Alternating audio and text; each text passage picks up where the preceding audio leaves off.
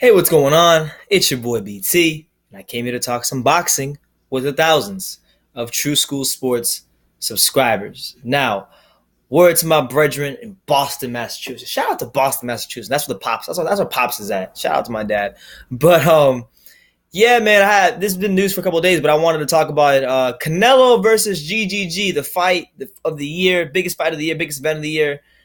Boxing event, not no fake boxing match like McGregor versus Mayweather. The biggest fight of the year, September 16th, is officially sold out. Okay, sold out at the T-Mobile Arena. Now, this is not a huge surprise because this is the kind of fight that, as I've stated many times, deserves to be in a bigger venue. I've said, I thought it should have been in Cowboy Stadium, Dodger Stadium, even the Alamo Dome would have been fine, but boxing just had to take it to Vegas. It had to be a Vegas fight. But that's besides the point. I've done those videos already. Let's talk about the fight actually selling out, and let's get into what some of these promoters had to say in regards to that. Now, Gennady Golovkin, Canelo Alvarez, this is the fight to determine who's the best middleweight in the world. It's sold out in Las Vegas, September 16th.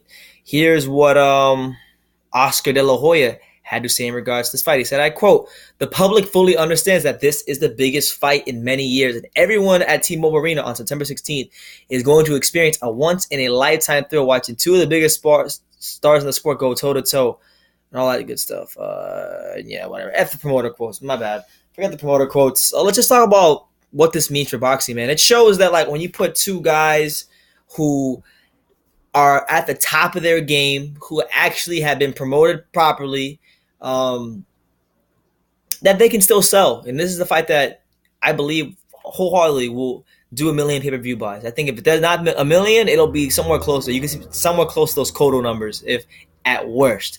But to me, this is $1 million pay-per-view, $1 million buy pay-per-view fight, because the fans know that with Gennady Golovkin and Canelo, you're going to get two guys who come to fight. And not just that, man. The thing that I find impressive that this event, this fight, has sold out on its own merit. There is no fights right now that I know of, at least, announced on the undercard.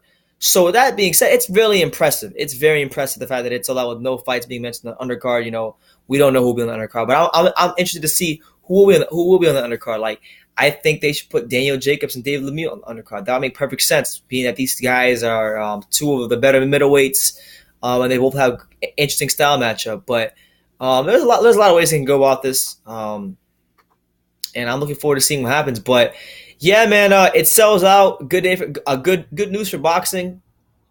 We kind of knew this was going to happen because I think the Canelo Chavez fight was a good barometer. I know those both are Mexicans, and you had the whole Chavez Senior dynamic and the Independence Day, so a lot of Mexicans have ordered pay-per-views around that time. But if that fight can do $1 million, why can't this fight do $1 million plus? Because this is not only is this two big names fighting in the sport at the top of their games. Maybe if not Golovkin maybe has slowed down a little bit, but still has plenty of nothing to take to beat Canelo. Both guys that come to fight. It's not going to be like Pacquiao, Mayweather. We have a guy who's ultra defensive and can make it a boring fight.